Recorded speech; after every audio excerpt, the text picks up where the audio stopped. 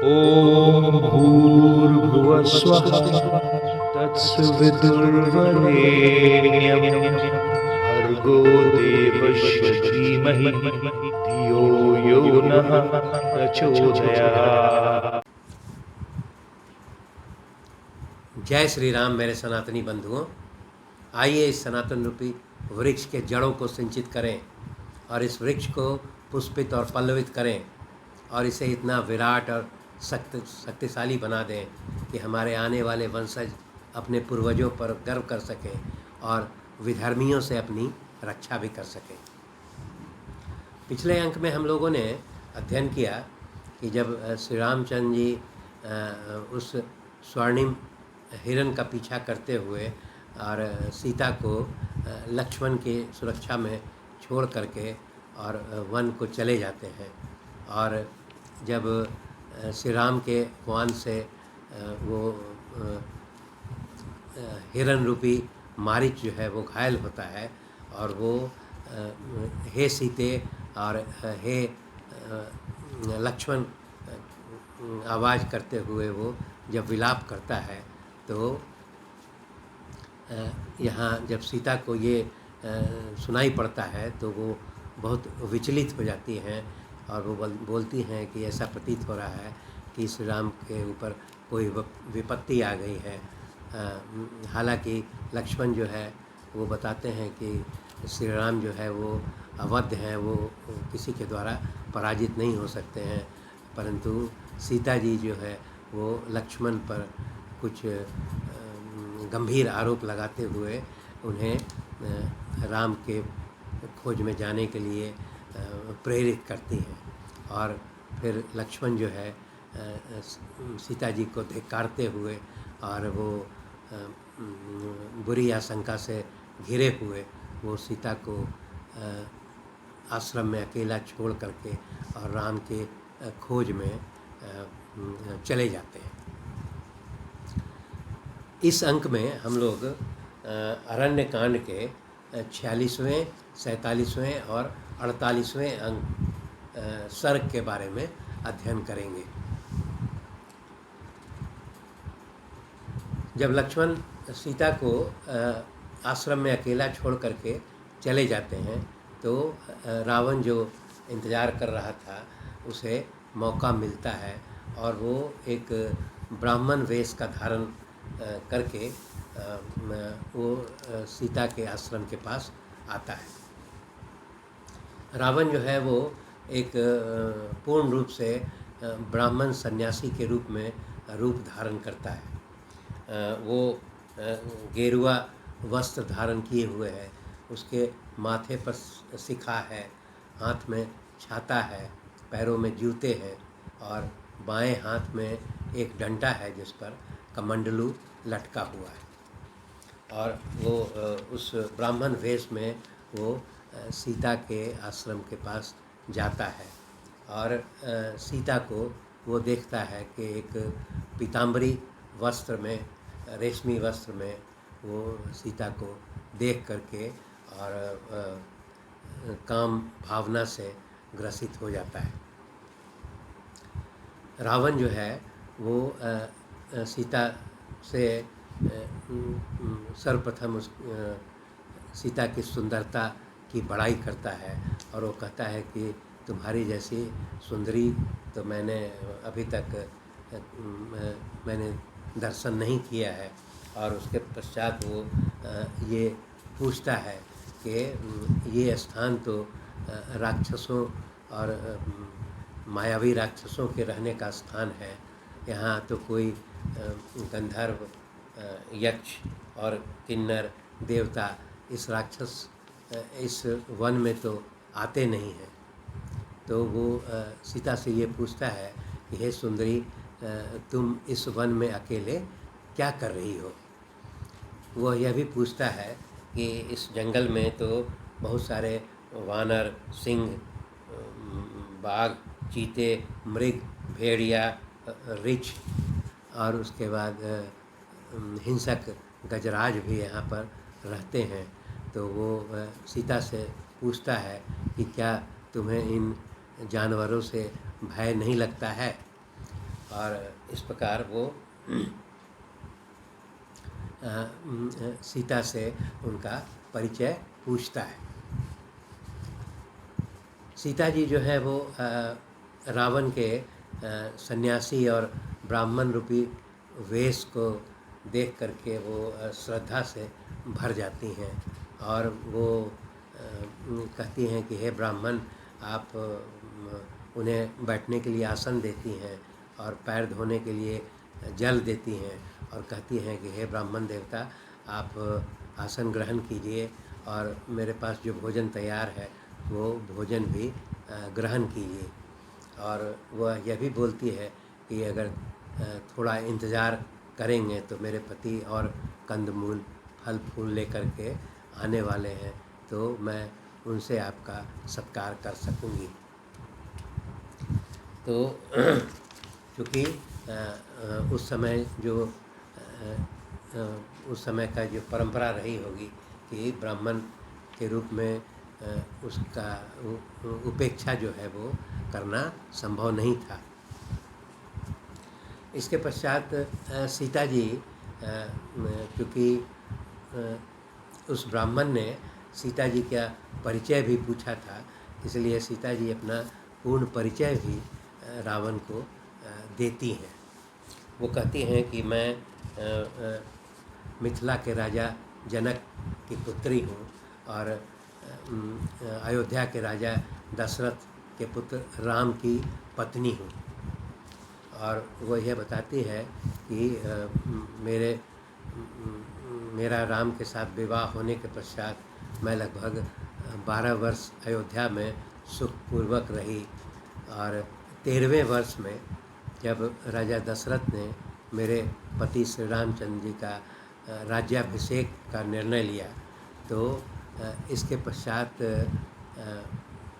उनकी दशरथ की दूसरी पत्नी जिसका नाम कैकई है, जिसको उन्होंने पूर्व में कोई वरदान दिया था और वो उस वरदान को राजा दशरथ से मांगती है। उस वरदान के अनुसार वो अपने पुत्र भरत के लिए राज्याभिषेक की मांग करती है तथा दूसरे वरदान में वो मेरे पति श्री राम के लिए 14 वर्ष के वनवास का वरदान मांगती है। क्योंकि राजा दशरथ जो है वो अपने वचन से बंधे हुए थे और बहुत अनुनय विनय करने के पश्चात भी कैकई जो है वो नहीं मानती है और इसके पश्चात जो है मेरे पति श्री राम जो है स्वेच्छा से पिता के आदेश का उल्लंघन नहीं हो जाए, इसके कारण वो सहर्ष 14 वर्ष के वनवास का आदेश को स्वीकार करते हैं। श्री राम के साथ उनके भ्राता लक्ष्मण भी जो है वो साथ में आए हैं और मैं तो उनका शुरू से मैं एक पतिव्रता स्त्री हूँ और मैं उनका अनुसरण करती हूँ, इसलिए मैं भी उनके साथ 14 वर्ष के वनवास में यहाँ आई हूँ। और इसी कारण से हम तीनों व्यक्ति जो है इस वन में आश्रम बना करके वनवास का अवधि गुजार रहे हैं। इसके पश्चात जब सीता जी जो है वो भी पूछती हैं रावण से उसका परिचय, तो वो रावण जो है अपने पूरे अहंकार में बताता है कि मैं जो है राक्षसों का राजा रावण हूँ और मैं वो राजा हूँ जिससे देवता, असुर, मनुष्य, गंधर्व सभी जो है भयभीत रहते हैं। और फिर वो अपने असली रूप में आते हुए सीता को कहता है कि तुम बहुत सुंदर स्त्री हो और मैं चाहता हूँ कि तुम मेरी पत्नी बन जाओ। और जब मेरी पत्नी बन करके, और वो यह बताता है कि मेरा जो राज्य है जिसका नाम श्रीलंका है वो समुद्र के बीच में पर्वत शिखर पर अवस्थित मेरा राज्य है जिसका नाम लंका है, वहाँ का मैं राजा हूँ। और वो सीता जी को कहता है कि तुम मेरी पत्नी बन जाओ और वहाँ सुख भोगो, और तुम्हारे पीछे जो है 5,000 सुंदर स्त्रियाँ तुम्हारी सेवा में लगी रहेंगी, और राजमहल का ऐश्वर्य जो है वो तुम उसमें रहोगी। परंतु सीता जी जो है रावण के इस प्रस्ताव पर बहुत क्रोधित होती हैं, और वो कहती हैं कि मैं सीता श्री राम की पतिव्रता पत्नी हूँ, और मैं किसी दूसरे पुरुष से मेरा संबंध नहीं हो सकता है। वो रावण को बहुत भला बुरा कहती हैं कि तुम निशाचर हो, सियार हो, और मैं सिंघनी हूँ, और मेरा और तुम्हारा मिलन जो है वो असंभव है। जिस प्रकार सूर्य से उसकी प्रभा को अलग नहीं किया जा सकता है, उसी प्रकार श्री राम से मुझे अलग नहीं किया जा सकता है।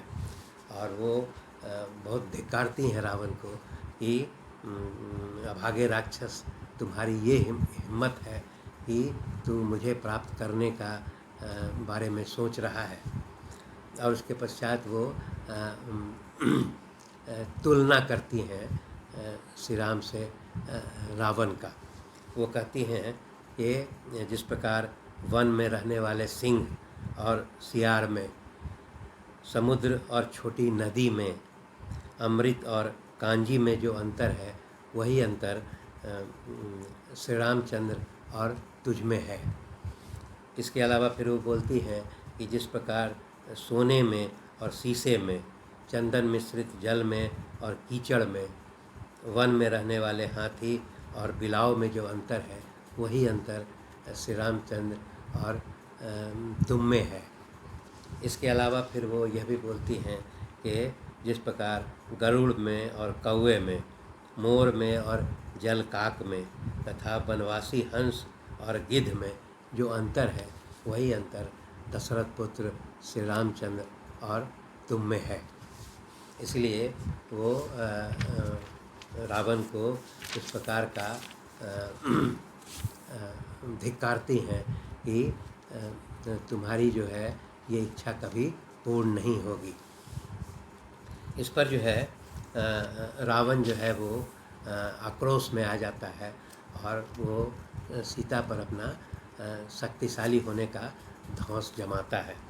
वो कहता है कि मैं बहुत प्रतापी राजा हूँ, और मेरा सौतेला भाई कुबेर जो पूर्व में लंका पर वो राजा था, लेकिन मैंने उसको पराजित करके और हिमालय पर भेज दिया है, कैलाश पर्वत पर भेज दिया है, और मैंने उसको विजय प्राप्त करके लंका पर राज कर रहा हूँ।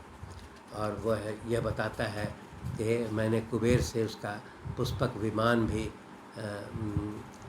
छीन लिया है, जिस पर मैं आकाश में विचरण करता रहता हूँ।